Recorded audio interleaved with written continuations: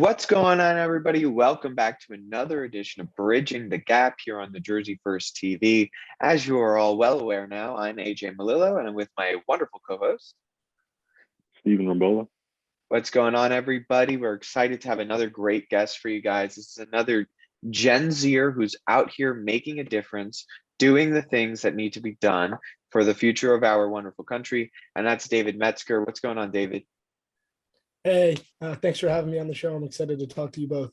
Yeah, so David, we're excited to have you, and I'm just going to give a little bit of background, and then I'm going to let you sort of fill in, no pun intended, the gaps here that I'm missing. David was a intern at Jersey First with me over the last summer, and he started this really awesome program called RZRNews, and he's editing it, running it, doing everything for it while being an MBA student at Montclair State. Really a Jersey legend, a Jersey icon in the making is David Metzger. And David, I'm going to let you talk about your past. I want you to talk about what RZRNews is and how you came up with the idea. So just kind of take it away and tell the people a little bit about your story and RZRNews' story. Well, I'm super excited to share RZRNews with everybody. It's been a long process in the making, and we've had some fantastic growth in our first few months here. I'm going to try and live up a little bit to the wonderful introduction you just gave about me. Hopefully one day I will become, as you said, a Jersey legend. We'll see, though. I went to Kenyon College, a small liberal arts school located in Gambier, Ohio. I graduated with a degree in political science, and I came up with the concept for RZRNews partially through that undergraduate experience, as well as some experiences that I had in journalism and politics through internships and other professional experiences. And basically what occurred was, as I was speaking with others, as I was talking with peers and professors, and I noticed that there was a troubling trend in the news, namely that news sources would masquerade as nonpartisan when in reality they were pushing a specific agenda. And that was troublesome to me, not just because it made it difficult to have a common set of facts or ideas, but additionally, because it made it difficult culturally to have conversations with people of differing viewpoints. So that's how RZRNews was born. Instead of looking at politics from a simple left to right linear political spectrum, if I looked at it almost graphically and I interpreted it from four separate viewpoints, and that's what you see on our website, you see conservative, independent, liberal, and libertarian. If you were given those four perspectives or analyses for a single article, as well as a fast fact summary of the event that was readable in a similar amount of time to a longer article on one of these more partisan news sites, you would not only be able to challenge or reaffirm your own beliefs, but culturally, you'd have a common source of facts where you could then talk to people about events because everybody was gathering their news from a more nonpartisan news source. So we launched officially in January of this year, and we've had some fantastic growth. And I'm excited to see where the future of RZRNews takes us as we continue to revolutionize the new way to news. Yeah, I'm definitely also very excited to see where RZRNews is headed. I think that it's an awesome idea that you had come up with. Now, I wanna to touch on this. I know that your writers for RZRNews are all pretty much also young Gen Z or millennials. So what made you kind of focus, I guess, on that target range for your writers? And do you think that that transfers to a good target range for your audience? Right. So I would say that when I go through the process of selecting writers, I don't necessarily explicitly look for anyone of a specific age demographic. However, I would say that the people that are largely interested in writing for RZR are people who have grown up in this hyper-partisan era of politics, and they really want to see a change. And that's something that's exciting to me because the genuine thoughts and ideas that they bring to the table and the willingness to reach across the proverbial aisle is what allows us to produce such worthwhile news, because you really get that authenticity in each article. And that's something I'm really, really proud of. And I think that the writing staff at RZR has really accomplished quite well. I would say that that also translates into our audience. I think a lot of younger people are tired. If you look at a lot of polling and data, which we obviously do at Razor to make sure that the concept is worthwhile, is that a lot of people don't like typical news outlets. Why? Because they feel like it doesn't represent their viewpoints, or they feel like they're having information hidden from them. So I think that in a way, we are really changing the entirety of news, but we're doing so in a way that will allow younger generations to really drive that change. And that's super exciting. Yeah, I agree. I think that that's a really exciting proposition going forward, David. And I think that it's really an interesting idea to sort of put all of the news sources together in one easy to find place. So navigating Razor News, I find pretty easy. And talk a little bit about the creation of the website and how you decided to choose the navigation portion of it. Right. So I came up with the design of the website on some rough sketches on a white blank sheet of paper about a year and a half, maybe 2 years ago. And I was just sitting it was during the pandemic, maybe a little bit before that. And I was just sitting in my living room when I was coming up with this idea. And I said, you know what, why don't I put pen to paper? And I drew out a rough sketch of what I thought the website should look like. I wanted it to be easily readable and digestible, all four viewpoints. And I didn't want to have to make people click all around to get there. I didn't want people to have to click a bunch of different links to read about one news article. So the way that I envisioned it was an accordion style layout for each article. And so what that means is when you get to an article, there are four almost drop down sections where you can choose which of the four perspectives, hopefully all four, but which of the four perspectives you want to read. And you can just click a little plus button and it drops down, shows you the content for that specific perspective. And then you can just minimize it and go to the next one once you're ready. In addition to that, slightly above that, so we have a photo for looking at an article. And then we have above the analyses, a fast facts section or summary section. And that is designed to be no analyses. It's just simply what is the event, what occurred, and that is to give readers a flavor for what's going on. So when they get to the analysis, they have a baseline understanding already of where these opinions and these fact-based analyses are coming from. Now, within each analysis as well, I want to mention, we also link out to third-party external websites. And what I mean by that is, let's say you read a conservative or an independent, liberal, libertarian analysis on the article, and you really liked the perspective, but you don't know necessarily that much about that perspective. Let's say, oh, I don't know that much about the conservative standpoint on cryptocurrency. I want to learn more about this. We have a neat little button attached at the bottom of each of these analysis that says, learn more about and if it's a conservative, again, it's conservative viewpoint. You click on that and it will bring up or amalgamate third-party sources that have similar articles from conservative perspectives on that topic that you're reading about. So in a way, we're revolutionizing the news, not just because we're providing our own perspectives on it, but we're also allowing people to do discovery and to really dig into their own viewpoints outside of Razor News alone. Yeah, I think that is like genuinely a very important thing to point out there, is that with Razor News, this idea is more than just this is where you can get viewpoints, but it can lead you down the path of other media outlets that maybe you might not have heard of, and introduce you to new writers and new ideas. And I think that is a really important thing to note too, is these new ideas that people can be exposed to and getting away from the echo chamber. And I would say that a big problem with our generation is that we live in echo chambers, whether it be on social media, on university campuses a lot of times, and in so many other places in our just society and lives. But David, I wanted to switch this up slightly, and I wanted to talk a little bit about you and how you are obviously an MBA student at Montclair State University, while also running a media company and an upstart media company. So I just talk a little bit about the challenges that come with that, and how difficult that's been, and any advice or suggestions that you might give to a young person who has an idea, an entrepreneurial idea, and how to manage it?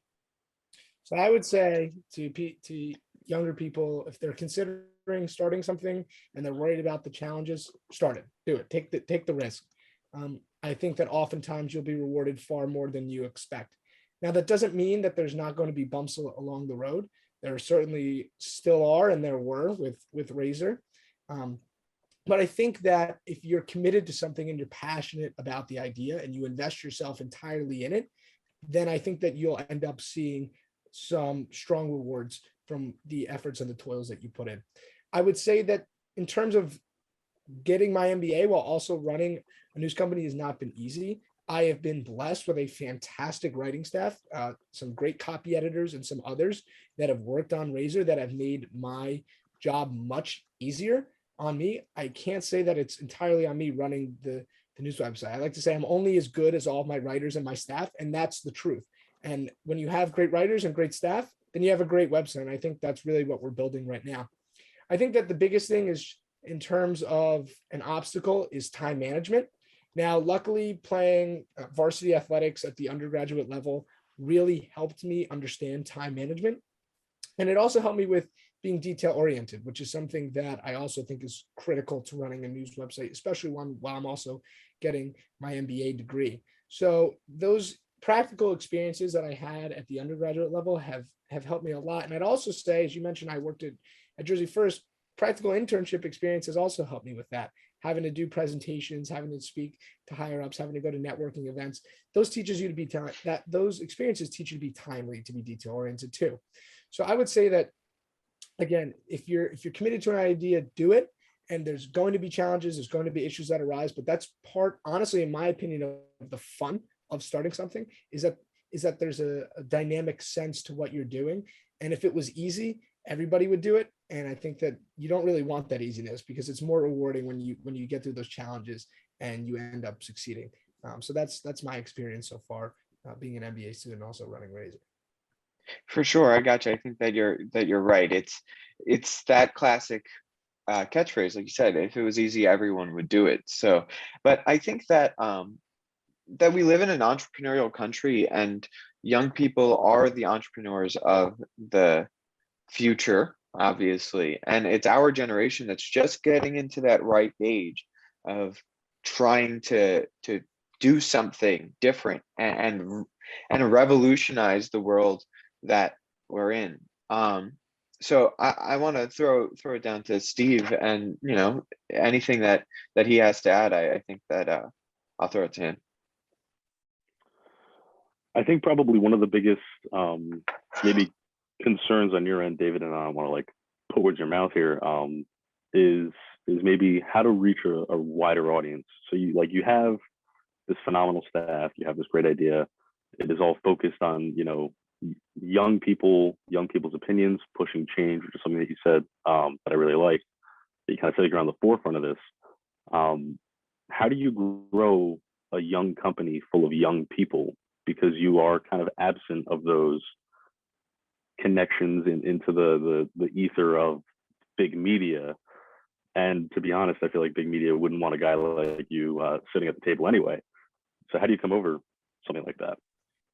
I agree with you. I think that probably larger media companies don't like the concept because they make a lot of money off tabloid-like headlines and drawing people in on that partisan news setup. However, I would say there are two aspects to ensuring that the company grows, especially when it's one that has a strong potential with an idea like this. I'd say there's a cultural aspect to it, and then there's a more pragmatic business-like aspect to it. First, addressing the business-like aspect to it, that comes from savvy media advertising, media campaigns. That comes from proper social media use. That comes from the way in which we're displaying headlines, SEO, and so forth, search engine optimization. And I think that one of the ways that we're doing that is we show a lot of figures on social media to people about how people distrust their news, people don't like their news. And we're trying to do so in a way to draw people in and say, hey, I want to rethink this. Maybe I don't like these news sources. And in that way, we want to say, okay, well, here's an alternative for you. This is a way that you can really change what you're reading. And I also want to say that when we're posting on social media, we make sure that we're not doing these sensationalized headlines. We're not trying to draw people in on clickbait. We want it to be interesting, but we also want it to be trustworthy. I think that's really the biggest thing for us that we can do when we're going through this SEO, these advertisements. We're showing people this is trustworthy. This is holistic. This is something that you can read and really develop a strong sense of understanding about current events and the world, versus, okay, I understand one really specific perspective on it.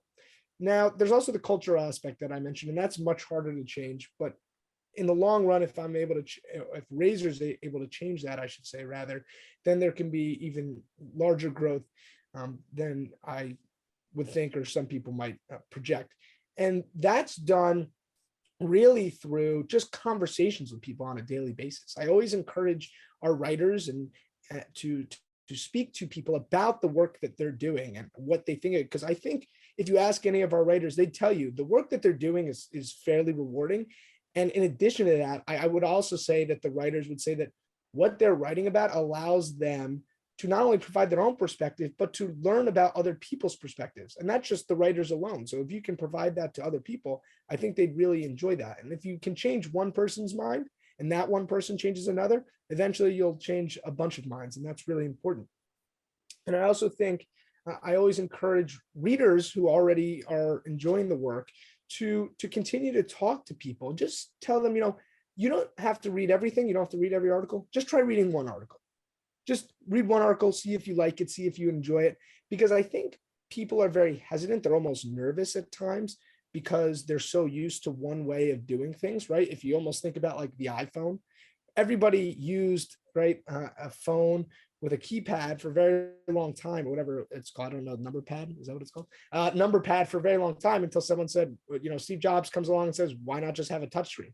And that's scary for people. Change is oftentimes scary. So making sure that that change is not so scary and not so intimidating is a really important way to do that. And I think by just having people almost dip their toes in the water first, say just read one article, see if you like it, I can almost guarantee that everybody that comes to the website enjoys the concept and enjoys reading the articles and content that's produced.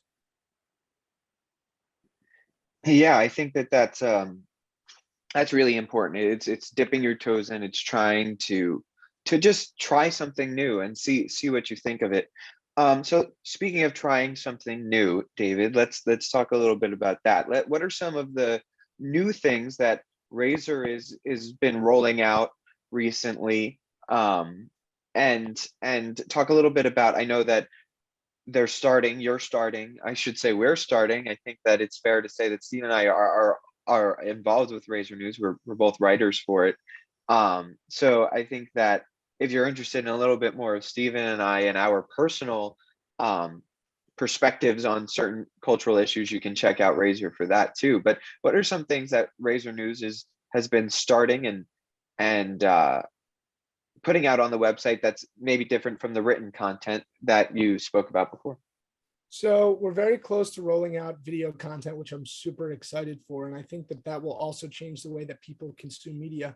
Because right now, when you look at video content from typical news sources, it's very one-sided. And even if they have a panel of analysts, it's usually 3 or 4 analysts from one side of the political spectrum, and then one analyst from the opposing side, and the 3 or 4 sort of gang up on that one and bully them. And it makes it difficult for them to get good points in. But we've changed that by saying, with the 4 perspectives we have, conservative, independent, liberal, and libertarian, having all 4 of them have an open sort of dialogue with each other, a little bit of debate, but an open dialogue about the most current events and their importance and what they think about the matter.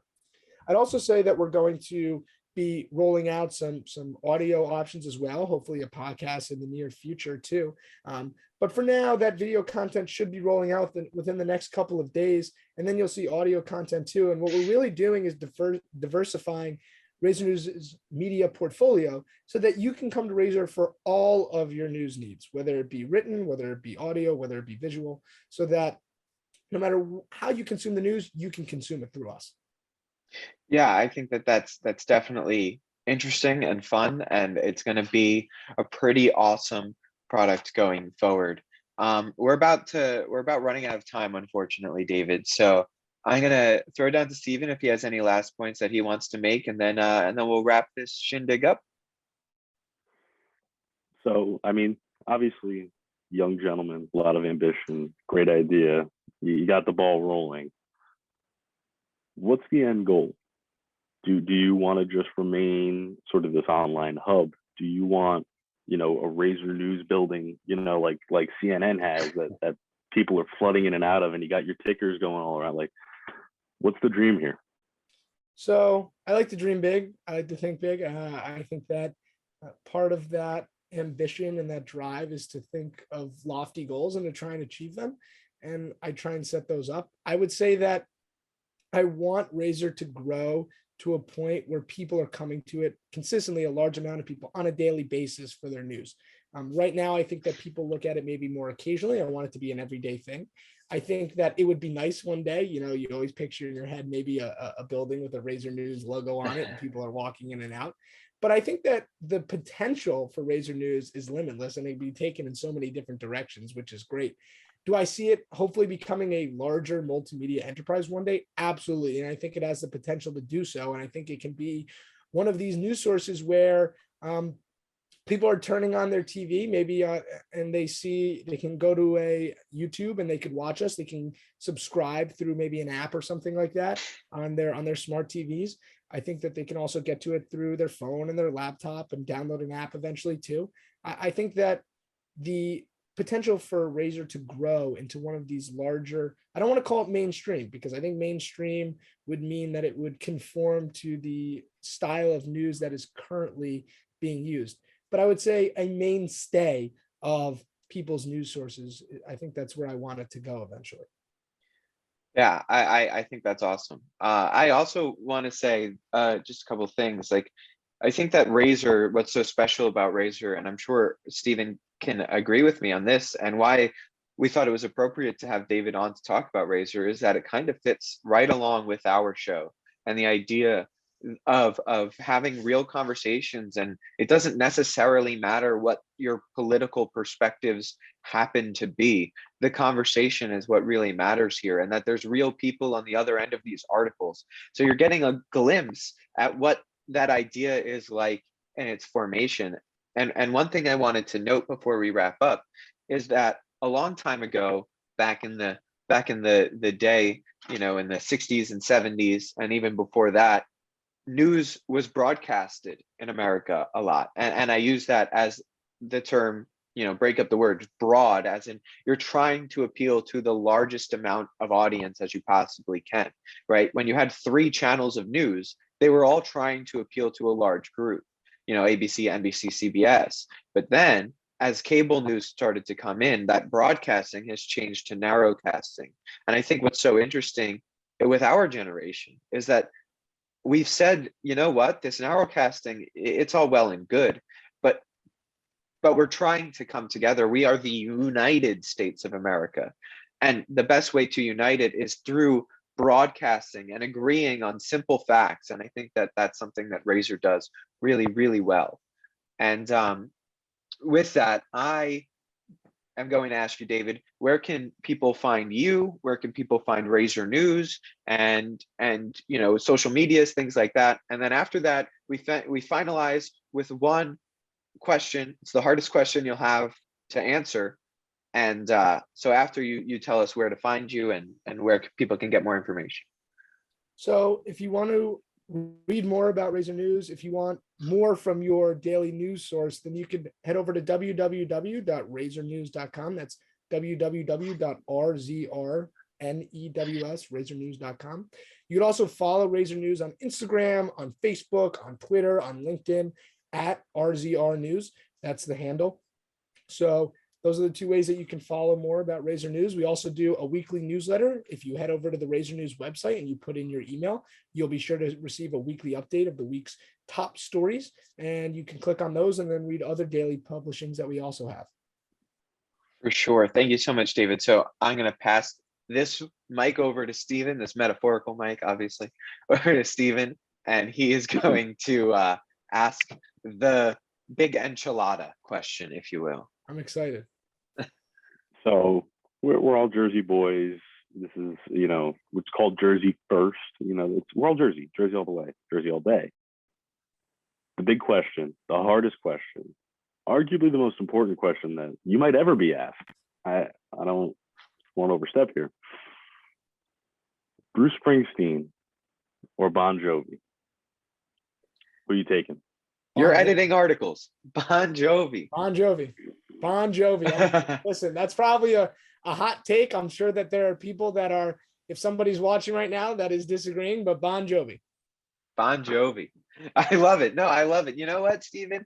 And all of the ones that we've done so far, I'm pretty sure with Bridging the Gap, at least, it's been about 50-50 so far. So we're going to need to start taking a tally of all these because it's been pretty good so far. It has been. I'm a little upset because Bruce was running away when we were doing our old thing. Yeah, when we were doing the other show. But you know what, David? Thank you so much. I really, really appreciate having you on. I think that people will get a lot from this, and I think you're right. I think Razor News has the ability to, how Yahoo News, like you used to open up Google or Safari and it would go straight to Yahoo News and it would aggregate the news for you. Who's to say that your homepage shouldn't be Razor News? It's where you could get everything that you ask for in media.